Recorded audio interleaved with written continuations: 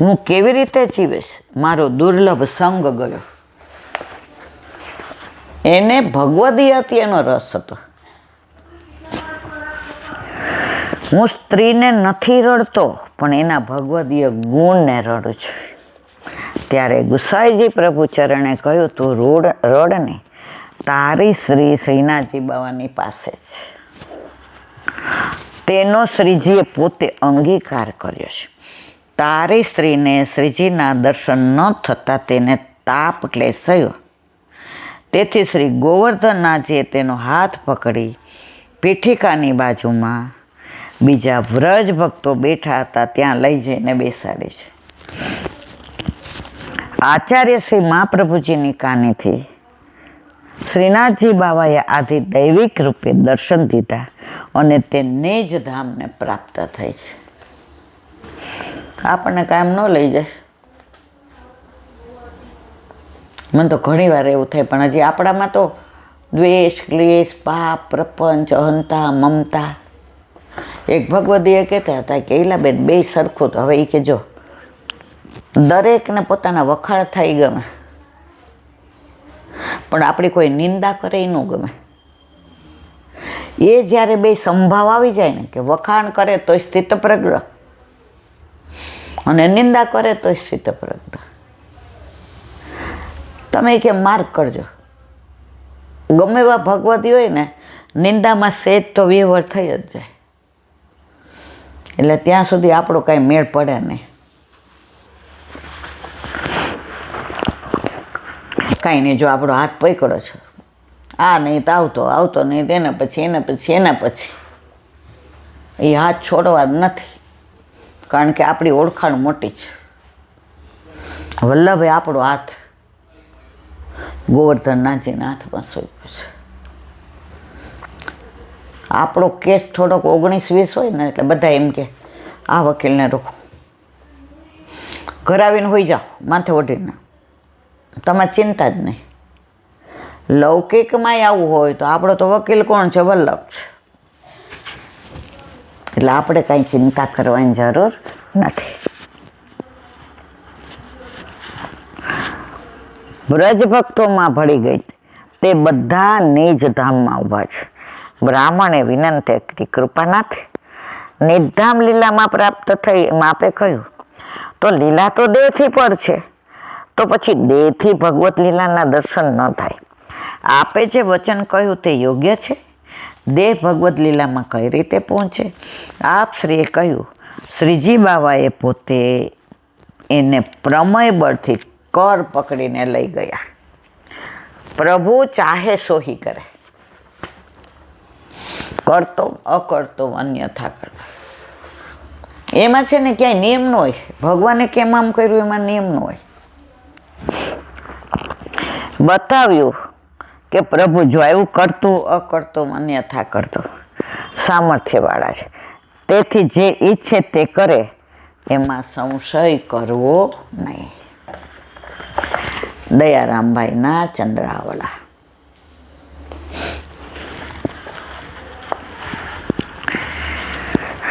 કાલે આપણે 46માં ચંદ્રાવલાને વિરામ આપ્યો. આજ 47. ભક્તિ નૌકા તારે સર્વને, જે કોઈ શરણે આવે સૂચિ પાપે.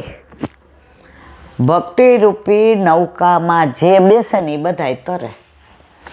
આજે નૌકામાં કોઈ સંન્યાસી બેઠા છે, કોઈ સાધુ બેઠા છે, કોઈ વૈષ્ણવ બેઠા છે, કોઈ આચાર્ય બેઠા છે, કોઈ ગુરુ બેસાય. અને જગ્યા હોય તો આપણને બેસાડી લે. હવે આ લોકો તો કેવા ભગવદીઓ બધા. હવે આપણે કહેવાય આપણે જાણીએ ને ઠાકોરજી જાણે. બહાર બધાય ભલે વખાણ કરે, પણ આપણને ખબર છે આપણે કેટલા. પણ પેલા લોકો તરવા સામે જવાના તો આપણો મેળ પડી ગયો ને. નૌકામાં જે બધા બેઠા છે એ બધા કેવા પુણ્ય આત્માઓ છે. ને આપણે ભલે ને 19-20 રહ્યા, પણ નૌકામાં જગ્યા હતી ને બેઠા તો આપણો મેળ પડી ગયો. તો અહીંયા શું કે છે? ભક્તિ નૌકા તારે સર્વને, આપણા જેવાને, જે કોઈ શરણે આવે સૂચિ વ્યાપે. સૂચિ એટલે પવિત્ર હોય કે પાપી હોય. અન્ય સાધન દારૂ તુંબિકા ગ્રહે સભય તરેકો કદાપી. તરેકો કદાપી બચે કામાદિ ગ્રાહથી, સામર્થ્ય નહીં અણુતારવા. સાચી વિવિધ વિચારી જુઓ, નિજ મન ભક્તિ ભલી કે સાધન અન્ય, સેવો શ્રી કૃષ્ણ કૃપા. શબ્દાર્થ. સૂચિ એટલે પવિત્ર, દારૂ એટલે તુંબડી, ગ્રહે એટલે પકડે, સભય એટલે ભય સાથે, ગ્રાહ એટલે મગર, અણુ એટલે જરા પણ, વિબુદ્ધ વિશેષ બુદ્ધિ જેનામાં હોય એ કોણ? પંડિત. બુદ્ધિમાન, નૌકા એટલે નાવ, વિવેચન. સાગર પાર કરવા જેમ સાધનની જરૂર છે, તે સાધન મજબૂત યોગ્ય હોય તો પાર કરી શકાય, નહીતર અધવચ્ચે ડૂબાડે. નાવમાં કાણા પડેલા હોય, કલર મસ્ત કર્યો હોય, બેહો. અત્યારે આવું જ છે. ઘણી નાવ હાવ જૂની હોય, પ્રાચીન હોય, પણ લાકડું એટલું સરસ હોય ને જૂનું કે વધુ બેહો ને તોય પાર ઉતારે. અને ઘણી નાવ હાવ લાકડું એવું બોગસ, એવા કલર કરે ને ડિઝાઇન કરે ને, એટલે બધા બેસે કેમાં? ઓલી દેખાવડી નાવમાં. હવે એ તો લાકડું આવું જ અધવચ્ચે ડૂબાડે, પણ ઓલી જે નાવ છે જેનું લાકડું સુંદર સરસ ટકાઉ, એ પાર ઉતારે. એમ અત્યારે બિલાડીના ટોપની જેમ જે ધર્મો ફૂટી નીકળ્યા છે, જે ભાગવતમાં ગીતામાં ક્યાંય એનું પ્રમાણ નથી. એ ઓલા કલર કરેલી નાવ જેવા આડંબર ને દેખાવ ને શો ને, તમે જુઓ તો આપણે જઈએ તો આશ્રમ ને મઠ ને હા એમના બધા દેખાવ ને ગળામાં કેટલી માળા ને એમની આજુબાજુ ખવાસો ને જે ઓ બાપા, એમાં બેસો એટલે ડૂબા જ સમજો. પણ ઓલી જે નાવ છે જેનું લાકડું સુંદર છે, ટકાઉ છે, સરસ છે, જે નાવ હજી 100 વર્ષ સુધી કાંઈ થાય એવી નથી, એમાં બેસો તો પાર વયા જાવ. તો કૃષ્ણનો આ વલ્લભનો આ જે પુષ્ટિમાર્ગ છે, એ નાવ છે ને પ્રાચીન છે, એમાં 100% સામે પાર પહોંચી જવાનું. પણ તમારી ઈચ્છા. ઓલી કાણાવાળી ને ખરાબ લાકડાવાળી ને હળી ગયેલી ને ઉધઈવાળી, એમાં કલર ને મસ્ત ને ડિઝાઇન ને, હવે એમાં આવી ગયા તો જન્મારો નકામો એડે ગયો. ઘણા ઊંધે રવડ ચડી જાય, પછી એના ગુરુ જેલમાં હોય, પછી જેલ શું કરે? મને ઘણી વાર વિચાર આવે, આ બધા એણે જે શિષ્યો કર્યા હોય એને તો બગડી જ જાય દશા. જે પોતાને ભગવાન માનતા હોય ને બધા એને એમ કહેતા હોય કે હું તમને ભગવાન દેખાડીશ, ભગવાન, હવે એ જ પકડાઈ જાય ને જેલમાં જાય તો એને ચેલાવને એ પાછા જ્યારે ઓલા પેરોલ પર છૂટ્યો એટલે ત્યાં ગીરદી થાય. એટલે પણ એ પોતે તો ન છૂટી શક્યા, જેલમાં ગયા, એના લખણ ખબર પડી, તોય આ બધા ગાંડા. હે, આ ઓલી નાવવાળા છે, કલર કરેલી બરાબર ડિઝાઇન.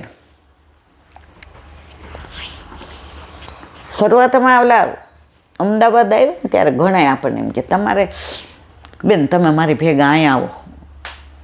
મેં કીધું ક્યાં? અમારે આ તમને ખબર છે, મારું નામ ન દેવાય, 3-4 નામ એવા જ જે અત્યારે બહુ ચાલી રહ્યા છે. મેં તો અમે ન આવીએ. એ કે કેમ? મેં તો અમે કૃષ્ણમાજી માનીએ, અમે વૈષ્ણવ છીએ. હા વેવલા. મેં તો હા એ વેવલા જ અમે વેવલા છીએ, તો અમારી નૌકા પાર થઈ જશે. તમે ઓલી કટાયેલી ને ઉધઈવાળી ને તૂટેલા લાકડાવાળી ને કલર કરેલી બેસો. ત્યારે અમુક ભગવદીઓ જે રાજકોટમાં હતા ને એને બહુ થતું હતું, આ બેબી છે ને એને બધા આમ શોખ બહુ છે, ખાવાના ને પીવાના ને કપડાના ને. આહારી પણ મને એટલી ખબર પડતી હતી અન્યાશ્રય ન થાય. ભલે બહારનોય ખાતા હતા ને બે ખબર હતી, કોઈનો પ્રસાદ ન લેવાય અને બીજા ભગવાનને ન મનાય. એ બે આમ જેને કહેવાય ને જોડાઈ ગયું હતું. ઓલો હીરો કરોડો અબજો રૂપિયાનો હોય ને એ સોનામાં જોડે ને તો જ એની કિંમત. એમ અમને નાનપણથી જોડી દીધું હતું.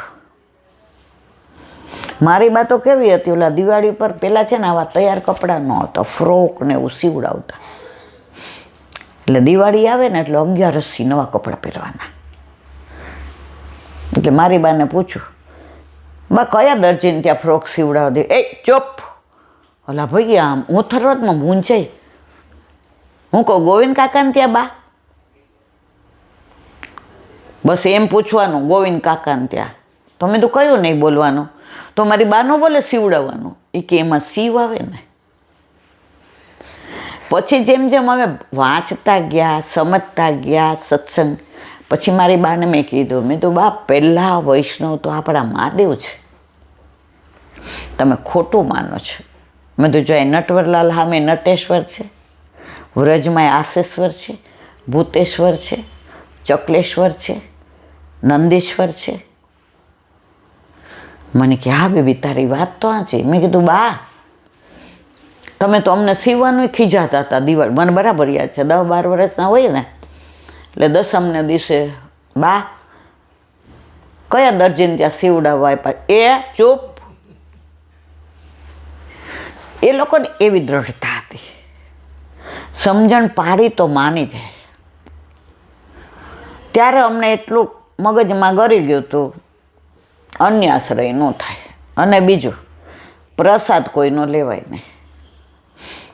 અહીંયા ઓલી સોસાયટીમાં આપણે રહેવા આવ્યા, હવે ત્યાં બધા એ જ કારતક મહિનામાં પૂર્વજીઓ કરવાનું, પછી ઓલા ખોળો ભરે એટલે રાંદલ તેડવાના, પછી ઓલા જયા પાર્વતી ઉજવે એટલે ગોયડી કરવાની. હવે રહેવા આવ્યા ત્યારે બધા એ આજુબાજુવાળા દીકરા ને વહુવાળા, આપણે જ પિન્ટું મોન્ટું હાવ નાના, સૌથી નાના. એટલે બેન તમારે ગોયણી થવાના. મેં મારો મહિનો પૂરો થયો છે, નહીં થાવ તો આવીશ. એ કે તો રહેવા જ દો ને પછી અમારે બીજા. હું કહું હા તો બીજાનું કહી દો. 5-6 વાર આવું થયું ને એટલે સોસાયટીવાળા સમજી ગયા, ચાલીવાળા, કે સમથિંગ ઇઝ રોંગ. પછી નામ પડી ગયું, નોકરી કરે ને પોસ્ટમાસ્ટર છે ને એટલે અભિમાની છે. હા લ્યો આ તો બહુ સારું. એક અભિમાની થવાથી ને અન્યાશ્રયથી બચી ગયા. એક બેન તો ઓલા પૂર્વજ્યા હતા ને કાંઈક કારતક મહિનામાં, એટલે બંગડી ને પછી ચાંદલો ને પછી મને લાગે કાજોળ ને નેલ પોલીસ ને પછી 5 ગોયણી એટલે 5 પગના સાંકડા. ત્યાર તો ચાંદીને ભાવે કેવો સાંકડા 80, પછી 30 રૂપિયાના. એટલે બહુ હોશિયાર હતા. એટલે નવા રહેવા આવ્યા ને તો મને પાછા બતાવવા આવ્યા. મને કે કાલે આપણે ગોયણી કરી ને તો આ બધાને આ દેવાનું, ચાંદલો કરીને અને પગ ધોવાના. એટલે તમારે વહેલું મોડું ઓફિસનું થાય ને બેન ઈલાબેન, હું તમારા પહેલાં પગ ધોઈ દઈશ અને આ તમને બધું દેવાનું. મેં તો પહેલાં લઈ લ્યો. મેં તો પણ મારો મેળ નહીં પડે. એ ક્યાં સોસાયટીવાળા કહેતા હતા હા વાંચી વાત છે, તમે તો કોઈને ત્યાં ભળતા જ નથી. મેં તો બરાબર છે, અમારે ભળવું નથી. એકવાર ના કહેવાથી ને આપણે કેટલો આનંદ થાય. આ સોસાયટીમાં જો દર વર્ષે હવન કરે, પછી આરતી કરવાની. પહેલી વાર કહી દીધું, અમે આ બધા માનતા નથી. શરૂઆતમાં ખદબદ થઈ, હવે બધા સમજી ગયા. હવે કોઈ પાસ દેવા આવે છે કે લો તમારે 6 જણના પાસ જમવાનો. અમારે જમવું નથી ને અમારે આવવું નથી. સાગર પાર કરવા જેમ સાધનની જરૂર છે. અમારે તો એક લીટીમાં એક દી વયો જાય છે. પણ એવા પ્રસંગ યાદ આવે ને એટલે તે સાધન મજબૂત યોગ્ય હોય તો જ પાર કરી શકાય. ઓલા કલર કંપનીના મેનેજર હોય, જો તમે ઉંમરના વાળ ધોળા થયા હોય ને તમે ડાય કરો ને 15 દી તો એવા સરસ લાગો. પછી 15 દી ન કરો, દવાખાને હતા તો આવી ગયા ને ઓરિજિનલમાં. એટલે કલર કંપની બહુ ન રહે. એ તમારે ઓલી નાવમાં કલર લગાડ્યા હોય ને એટલે અધવચ્ચે આવે ને કલર એ વયા જાય. અને ઓલું હળી ગયેલું લાકડ હોય ને, આ બધા અત્યારે હળી ગયેલા બિલાડીના ટોપની જેમ ધર્મ ઊભા થયા છે. અત્યારે બધા ભૌતિક સુખથી કંટાળ્યા છે. બધા સુખને નથી શોધતા, બધા આનંદને શોધે છે. હવે આનંદ પરમાનંદ તો કૃષ્ણ છે. એ કઈ ભગવાનમાં એવું આવ્યું કે આનંદ ભયો? કાનોડામાં છે નંદ ઘેર આનંદ ભયો. અરે અન્ય માર્ગી હવે તો જ્યાં આમ ઘણા ઇલાબેન અમે મટકીને બધું કર્યું છે, 5 મિનિટ આવશો? મેં તમે વૈષ્ણવ છો? ના ના, અમારી સોસાયટીમાં તમે દર વખતે કરીએ. મેં કીધું ઇલાબેન અમારે ઓળખીતા જ. મેં ના, હું ના આવું. આ બધા કલર કંપની. અમે તો અમારી વલ્લભની નાવમાં બેસીએ ને પછી હોઈ જાય ને લાંબા પગ કરીને તો અમને કિનાર લઈ જ જાય. એક કાકા હતા તો રોજ ગાવ 1.5 ગાવ સત્સંગમાં જાય. અને જે પછી પ્રસંગો કે પ્રાચીન ને એમના ઉંમરના ને એમના દાદાના ને એમના ગામના ને બધા કે દાદા તમે ન હો ને એ દિવસે મજા ન આવે. પછી બિચારાની ઉંમર થઈ એટલે 11 જાય. હવે પછી એવી ઉંમર થઈ કે 11 જાય ને તો હાલીને ગયા હોય. પહેલાં સૌરાષ્ટ્રમાં